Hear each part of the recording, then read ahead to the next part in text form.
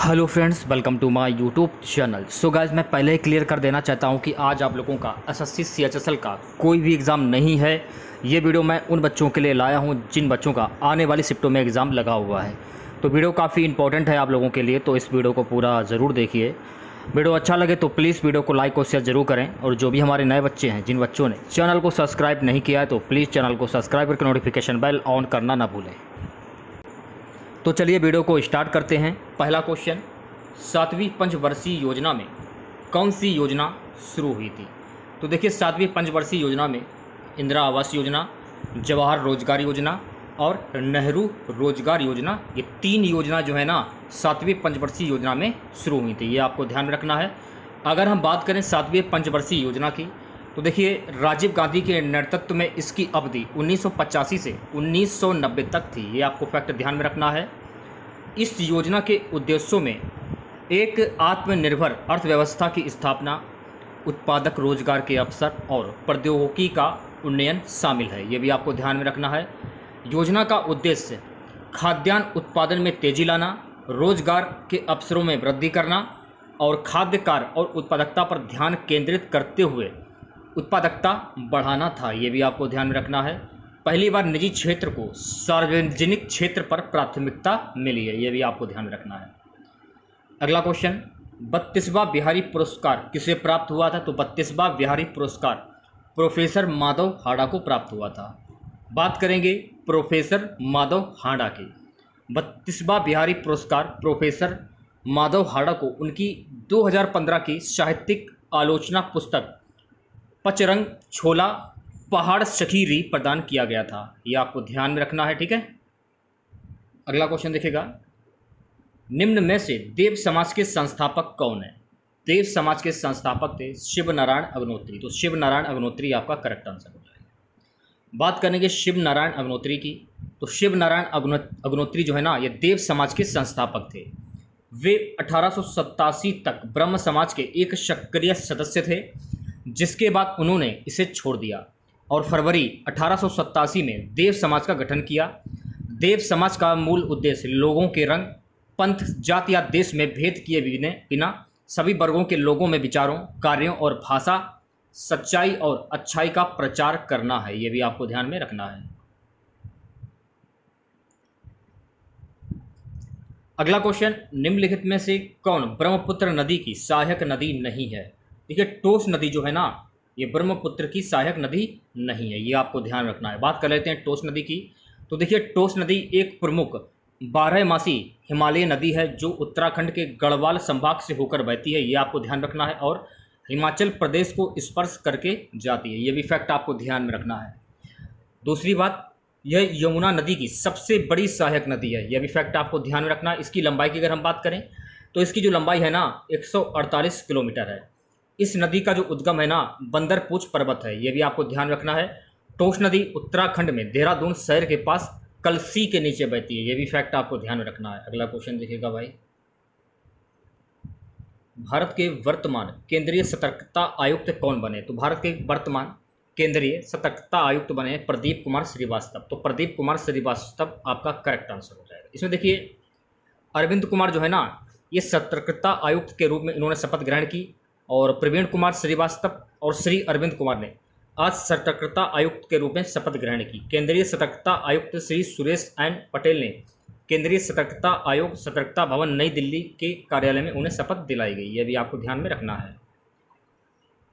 अगला question, S सुब्बालक्ष्मी को भारत रत्न कब प्रदान किया गया? तो एस सुब्बालक्ष्मी को भारत रत्न वर्ष 1998 में प्रदान किया गया। इनका देखिए पूरा नाम क्या है, थोड़ा सा नाम कठिन है। इनका पूरा नाम है मदुरै षणमुख वदिवु सुलक्ष्मी। जन्म 16 सितंबर 1916, मृत्यु 11 दिसंबर 2004। और ये मदुरै तमिलनाडु की एक भारतीय कर्नाटक संगीत की गायिका थी। यह भी आपको ध्यान रखना है। वह भारत के सर्वोच्च नागरिक सम्मान भारत रत्न से सम्मानित पहली संगीतकार थीं। यह भी आपके ध्यान रखना है आपको। और देखिए, उनके बाद 1999 में पंडित रविशंकर, 2001 में उस्ताद बिस्मिल्लाह खान और सुश्री लता मंगेशकर 2009 में पंडित भीमसेन जोशी को भारत रत्न पुरस्कार से सम्मानित किया गया था। ये भी फैक्ट आपको ध्यान में रखना है। अगला क्वेश्चन, बॉक्साइट के उत्पादन में विश्व में पहला स्थान किसका? देखिए बॉक्साइट के उत्पादन में विश्व में जो पहला स्थान है ना, ऑस्ट्रेलिया का, ये आपको ध्यान में रखना है। बात करें ऑस्ट्रेलिया की तो ऑस्ट्रेलिया जो है ना, ये विश्व का सबसे बड़ा बॉक्साइट उत्पादक है। चीन की बात करें तो चीन बॉक्साइट का दूसरा सबसे बड़ा उत्पादक है। बॉक्साइट एल्यूमिनियम और गैलियम का अयस्क होता है, ये भी फैक्ट आपको ध्यान रखना है। बॉक्साइट एक अवसादी चट्टान होती है, ये भी आपको ध्यान रखना है। वहीं उड़ीसा की अगर हम बात करें तो उड़ीसा भारत का सबसे बड़ा बॉक्साइट उत्पादक राज्य है, ये भी आपको ध्यान में रखना है। अगला क्वेश्चन, एल्बर्ट बिल विवाद किसके समय का विवाद है? तो एल्बर्ट बिल जो है ना, ये लॉर्ड रिपन के समय का विवाद है। वायसराय लॉर्ड रिपन के कार्यकाल के दौरान एल्बर्ट बिल लाया गया था। इस बिल के द्वारा भारतीय न्यायाधीशों को उन मामलों की सुनवाई करने का भी अधिकार प्रदान कर दिया गया जिनमें यूरोपीय नागरिक भी शामिल होते थे। गौरतलब है कि इससे पहले यूरोपीय व्यक्तियों से संबंधित मामलों की सुनवाई केवल यूरोपीय न्यायाधीश ही करते थे, ये भी आपको ध्यान में रखना है। अगला क्वेश्चन, विश्वजीत राय चौधरी का जन्म किस वाद्य यंत्र से है? देखिए विश्वजीत राय चौधरी का संबंध जो है ना, सरोद वादक से, यह आपको ध्यान में रखना है। अगला क्वेश्चन, मकर रेखा को 2 बार काटने वाली नदी कौन सी है? देखिए मकर रेखा को 2 बार काटने वाली नदी है ना, वो है लीपोपो नदी। तो लीपोपो नदी आपका करेक्ट आंसर हो जाएगा। इसका शुद्ध नाम हो जाएगा लीपोपो नदी। मकर रेखा को 2 बार काटती है लीपोपो नदी। दक्षिण अफ्रीका और बोत्सवाना तथा दक्षिण अफ्रीका जिम्बाब्वे की सीमा बनाती है, यह भी आपको ध्यान में रखना है। वहीं लीपोपो नदी दक्षिण अफ्रीका में उगती है और आमतौर पर मोजाम्बिक से हिंद महासागर में पूर्व की ओर बहती है, यह भी फैक्ट आपको ध्यान रखना है। नदी लगभग 1750 किलोमीटर लंबी है, जिसका आकार करीब 4,15,000 वर्ग किलोमीटर और 1,60,200 वर्ग मील के जल निकासी घाटी के साथ है, ये भी आपको ध्यान रखना है। देखिए लिम्पोपो अफ्रीका की दूसरी सबसे बड़ी नदी है जो जोम्बेजी नदी के बाद हिंद महासागर में गिरती है, यह भी फैक्ट आपको ध्यान रखना है।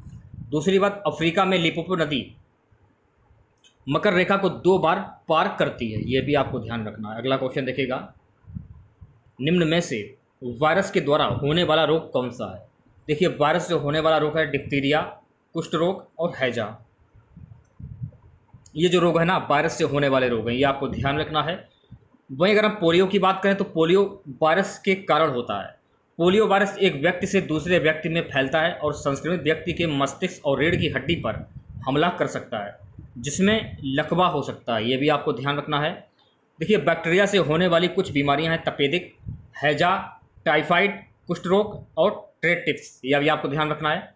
वायरल रोगों में से कुछ चेचक, खसरा, एड्स हैं, ये भी आपको ध्यान रखना है।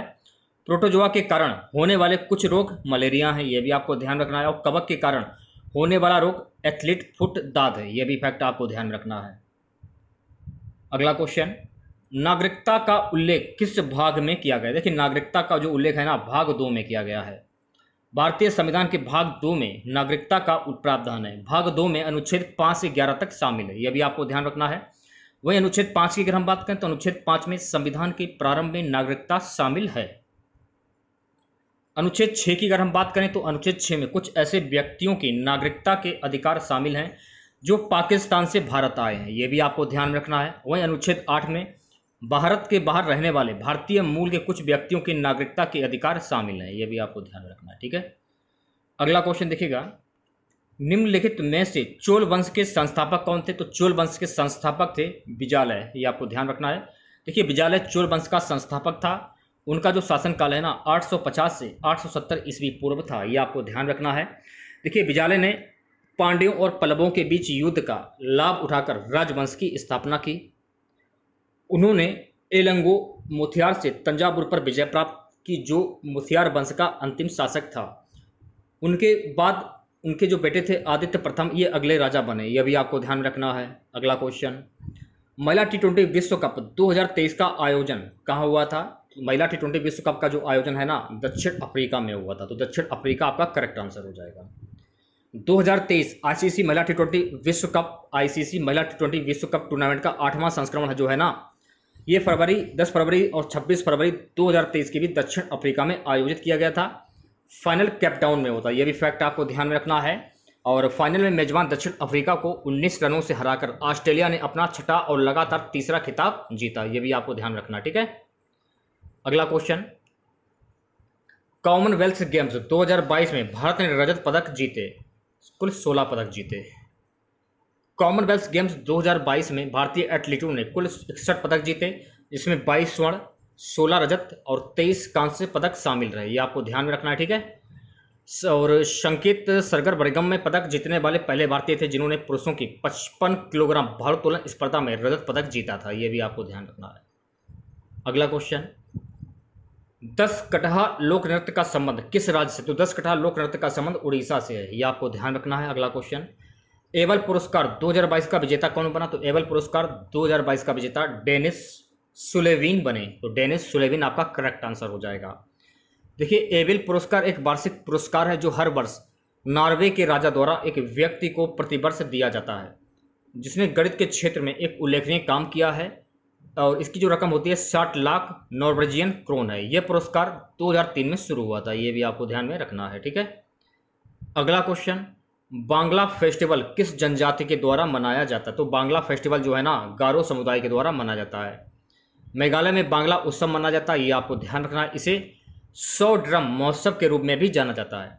उत्सव का अभ्यास गारो जनजाति के द्वारा किया जाता है, यह भी आपको ध्यान में रखना है। यह महानदी मिस्सी सालजोंग के सम्मान में मनाया जाता है। अगला क्वेश्चन, पहला जूट कारखाना कहाँ स्थापित किया गया था? तो पहला जूट का कारखाना जो है ना, ये रिसड़ा पश्चिम बंगाल में स्थापित किया गया था। देखिए, पहले जूट मिल की स्थापना वर्ष 1855 में कोलकाता के पास हुगली नदी पर रिसड़ा में की गई थी, ये आपको ध्यान रखना है। और 1947 में विभाजन के बाद जूट मिल भारत में रही, लेकिन जूट उत्पादक क्षेत्र का 3/4 हिस्सा बांग्लादेश तत्कालीन पूर्वी पाकिस्तान में चला गया, ये भी फैक्ट आपको ध्यान में रखना है, ठीक है।